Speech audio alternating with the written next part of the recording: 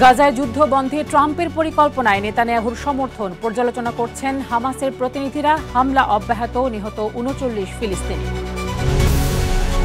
অবশেষে কাতারের কাছে ক্ষমা চেয়েছে ইসরায়েল। হোয়াইট হাউসে ট্রাম্পের সঙ্গে বৈঠকের সময় কাতারের প্রধানমন্ত্রীকে নেতানিয়াহুর ফোন। মিয়ানমারের রাখাইনে মসজিদগুলো ধ্বংস করে বানানো হয়েছে নিরাপত্তা ফাঁড়ি, জাতিসংঘ সমর্থিত তদন্ত প্রতিবেদনের তথ্য। টাইফুন বুয়ালোয়ে লন্ডভন্ড ভিয়েতনাম, মৃত্যু বেড়ে দাঁড়িয়েছে ১৯ জনে, ক্ষতিগ্রস্ত ১ লাখেরও বেশি ঘরবাড়ি। এবং ইন্দোনেশিয়ায় স্কুল ভবন ধসে নিহত ৩, ধ্বংসস্তূপের নিচে চাপা পড়েছে বহু শিক্ষার্থী, নিহতের সংখ্যা বাড়ার আশঙ্কা।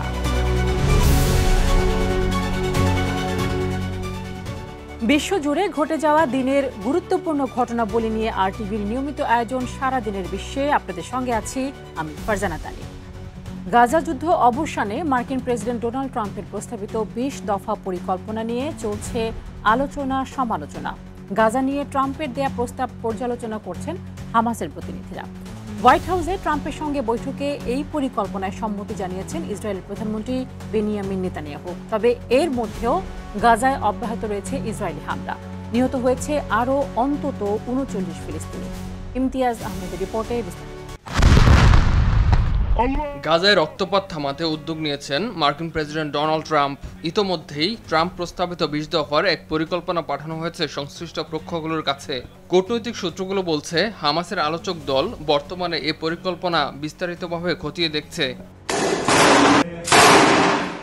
প্রেসিডেন্ট ট্রাম্পের দেওয়া পরিকল্পনায় গাজার স্থিতিশীলতা নিশ্চিতে একটি আন্তর্জাতিক বাহিনী মোতায়েনের প্রস্তাব রয়েছে। তবে এ নিয়ে উদ্বেগ আছে ফিলিস্তিনিদের মাঝে। তাদের প্রশ্ন, এই আন্তর্জাতিক বাহিনী কাদের নিয়ে গঠিত হবে, আর গাজায় তাদের ভূমিকায় বা কী হবে।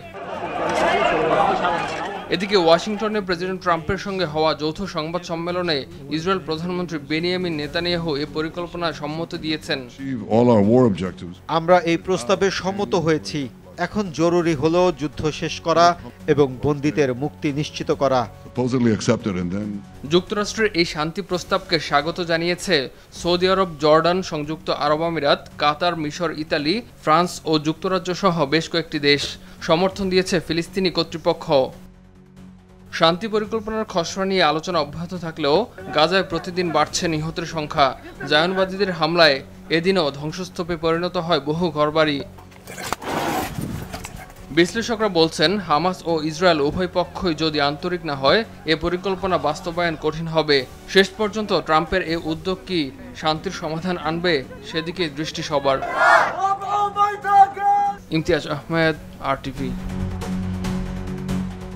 অবশেষে কাতারের কাছে ক্ষমা চেয়েছেন ইসরায়েল প্রধানমন্ত্রী বেনিয়ামিন নেতানিয়াহু। স্থানীয় সময় সোমবার হোয়াইট হাউসে মার্কিন প্রেসিডেন্ট ডোনাল্ড ট্রাম্পের সঙ্গে বৈঠকের সময় কাতারের প্রধানমন্ত্রী মোহাম্মদ বিন আব্দুল রহমান বিন জসিম আল থানির সঙ্গে টেলিফোনে কথা বলেন ট্রাম্প ও নেতানিয়াহু। ফোনালাপে প্রধানমন্ত্রী আল থানির কাছে দুঃখ প্রকাশ করেন নেতানিয়াহু। এক বিবৃতিতে হোয়াইট হাউস জানিয়েছে, কাতারে ইসরায়েলের ক্ষেপণাস্ত্র হামলায় অনিচ্ছাকৃতভাবে একজন কাতারি নিরাপত্তা কর্মকর্তা নিহত হয়। নেতানিয়াহু গভীর দুঃখ প্রকাশ করেছেন। চলতি মাসের ৯ সেপ্টেম্বর কাতারের রাজধানী দোহায় ইসরায়েলের করা হামলার ঘটনায় দেশটির কাছে আনুষ্ঠানিকভাবে এই ক্ষমা চান ইসরায়েলের প্রধানমন্ত্রী বেনিয়ামিন নেতানিয়াহু। মিয়ানমারের রাখাইন রাজ্য রোহিঙ্গা মুসলিমদেরকে তাড়িয়ে দেওয়ার পর সেনাবাহিনী তাদের গ্রাম ও মসজিদগুলো ধ্বংস করে সেখানে নিরাপত্তা ফাঁড়ি স্থাপন করেছে। সোমবার জাতিসংঘ সমর্থিত একটি তদন্ত প্রতিবেদনে বেরিয়ে এসেছে এই তথ্য। জাতিসংঘ ও the independent investigative mechanism for মিয়ানমারের এক প্রতিবেদনে বলা হয়েছে, মিয়ানমার কর্তৃপক্ষ ধারাবাহিকভাবে রোহিঙ্গা গ্রাম, মসজিদ, সমাধি ও কৃষি জমি ধ্বংস করেছে। নিউ ইয়র্কে রোহিঙ্গা সংকট নিয়ে উচ্চ পর্যায়ের বৈঠক হওয়ার একদিন আগে জাতিসংঘ সমর্থিত এই তদন্ত প্রতিবেদন প্রকাশ পেল। ২০১৭ সালের অগস্টে জঙ্গি হামলার জবাবে অভিযান শুরু করে মিয়ানমারের সামরিক বাহিনী। জাতিসংঘ ওই সামরিক অভিযানকে আখ্যা দেয় জাতিগত নির্মূল অভিযান হিসেবে। ভিয়েতনামের মধ্যাঞ্চলীয় এনঘেএন এবং হা-তিন প্রদেশ। নিহত, নিখোঁজ এবং আহতদের সবাই এই দুই প্রদেশের বাসিন্দা। তারা সবাই ভূমিধস ও প্রবল স্রোতে হওয়া সৃষ্ট বন্যার শিকার। প্রদেশ দুটির অন্তত 1 লাখ ঘরবাড়ি আংশিক ও সম্পূর্ণ ধ্বংস হয়েছে, নষ্ট হয়েছে 10,000 একর জমির ধান ও ফসল। ইন্দোনেশিয়ার স্কুল ধসে নিহত হয়েছে অন্তত 3 জন, এখনও নিখোঁজ আছেন অনেকে। নিহতের সংখ্যা বাড়ার আশঙ্কা করা হয়েছে।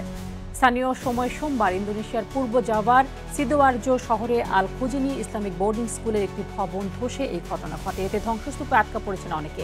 আহতদের মধ্যে অনেকের অবস্থা গুরুতর। সোমবার রাতভর উদ্ধারকর্মীরা অক্সিজেন ও পানি সরবরাহ করে আটকে পড়াদের জীবিত রাখার চেষ্টা চালিয়ে যাচ্ছেন। শ্বাস প্রশ্বাসের সরঞ্জাম, আহতদের বের করার যন্ত্র, চিকিৎসার সরঞ্জাম ও অন্যান্য সহায়ক উপকরণ নিয়ে উদ্ধার কাজে অংশ চালাচ্ছেন কয়েকশো কর্মী। প্রাদেশিক পুলিশের মুখপাত্র জানান, ভবনটিতে অনুমতি ছাড়া সম্প্রসারণ কাজ চলছিল। শিক্ষার্থীরা নামাজ পড়ার সময় হঠাৎ পুরো ভবনটি ভেঙে পড়ে। বাংলাদেশে বিদেশি বিনিয়োগের প্রতিবন্ধকতা চিহ্নিত করে বিবৃতি দিয়েছে মার্কিন পররাষ্ট্র দপ্তর। এতে বলা হয়, বিদ্যুৎ পরিষেবা নিশ্চিতের প্রচেষ্টা থাকলেও অপর্যাপ্ত অবকাঠামো, আমলাতান্ত্রিক দীর্ঘসূত্রিতা, বিদেশি প্রতিষ্ঠানের ওপর অন্যায্য করের বোঝা বড় বাধা। এছাড়া দুর্নীতির কারণেও বিনিয়োগ বাধাগ্রস্ত হচ্ছে বলে বিবৃতিতে উল্লেখ করা হয়। আরও জানাচ্ছেন ইমরুল হাসান। বাংলাদেশের বিনিয়োগ পরিবেশ নিয়ে শুক্রবার মার্কিন পররাষ্ট্র দপ্তরের 2025 সালে বিবৃতিতে এমন তথ্য তুলে ধরা হয়েছে। এতে আরও বলা হয়, বিনিয়োগ পরিবেশ উন্নয়নে অন্তর্বর্তী সরকারের প্রচেষ্টা প্রাথমিক পর্যায়ে রয়েছে। এছাড়া মেধা সম্পদ বা আইপিআর এবং শ্রম অধিকার ইস্যুতে বিধিবিধান বাস্তবায়নে অন্তর্বর্তী সরকারের কার্যকর উদ্যোগ নেই বলেও উল্লেখ করা হয় বিবৃতিতে। পাশাপাশি সরকার মেধা সম্পদ সংরক্ষণে যথেষ্ট সম্পদ বরাদ্দ করছে না বলেও জানায় স্টেট ডিপার্টমেন্ট। যদিও গেল দশকে তৈরি পোশাক কারখানার অগ্নি ও ভবন নিরাপত্তায় বাংলাদেশ উন্নতি করেছে বলে জানায় স্টেট ডিপার্টমেন্ট, তবে শ্রমিকরা সংগঠিত হওয়া এবং যৌথ দর কষাকষিতে তাদের অধিকার আদায়ের ক্ষেত্রে আইনি বাধায় পড়ছে।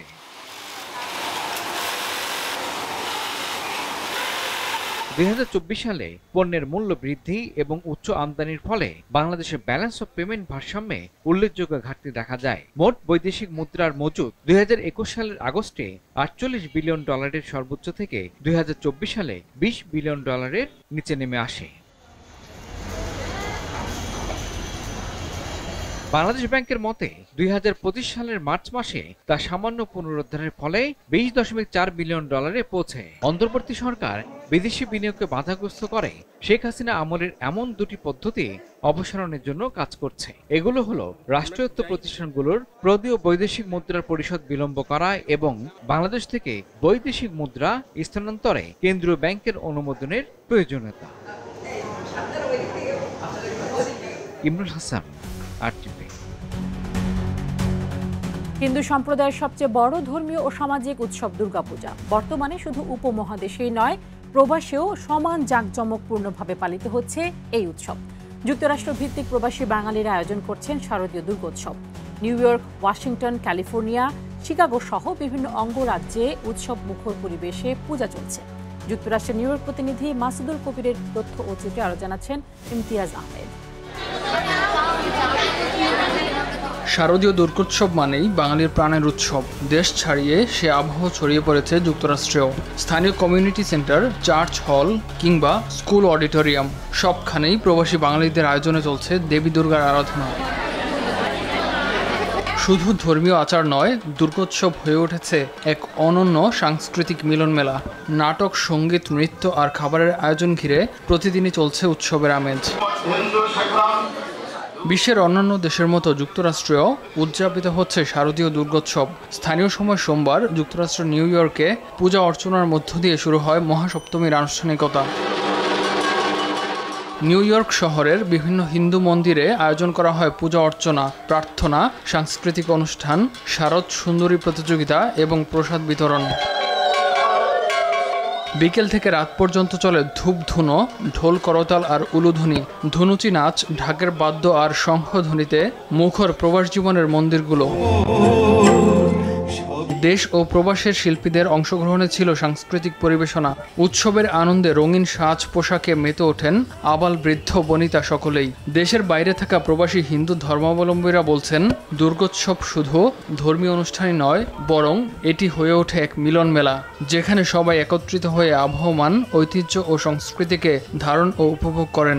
প্রতি বছরের মতো ওম শক্তি মন্দির এইবার 14তম বছরের দুর্গোৎসব পালন করছে জ্যাকসন হাইটের কুইন্স জ্যাকসন হাইটে। এই বছর আমরা ধারণা করতেছি 15 থেকে 17,000 মানুষ প্রসাদ গ্রহণ করবে ওম শক্তি মন্দিরে। এই দুর্গাপূজাটা শুধু একটা কমিউনিটি বা হিন্দু কমিউনিটির জন্য নয়, এটা হচ্ছে একটা কানেকশন। আমাদের যে নতুন প্রজন্মের যারা আছে, আমেরিকাতে যারা জন্ম হয়েছে বা যারা বড় হয়েছে, তাদেরকে কানেক্ট করা, আমাদের সংস্কৃতি, ঐতিহ্য এবং সাহিত্য চর্চার সাথে কানেক্টেড করতে আমরা এই পুজোটা মানে অনেক দিক থেকে স্পেশাল।